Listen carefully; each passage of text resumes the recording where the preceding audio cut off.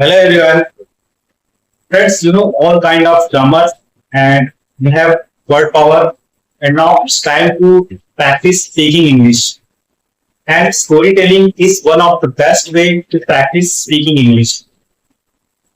But before reciting a story, you must know something. I have some ideas how can you recite a story in a proper way. There are three steps. Step number one, and that is always use past tense in your sentences, just like he went, he was going, or he had gone. Because you are telling about past. Okay. And step number two. Step number two is when you start a story. Suppose you are going to tell a story about a king. So your first sentence starts with be there was a king, right? And your second sentence should be start from the king was, because now you are telling about a specific king, so you have to start with the king was, like this.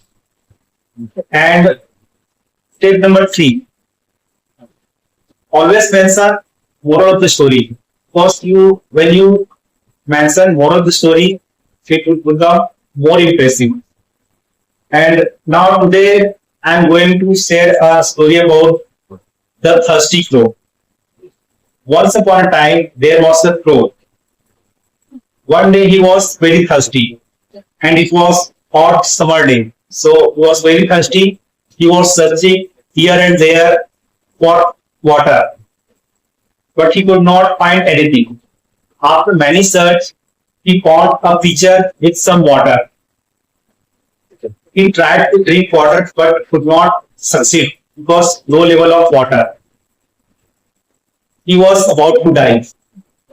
Suddenly, an idea came to his mind. He added some stone piece in the pitcher, and when water came up, he drank water, quenched his thirst, and flew away.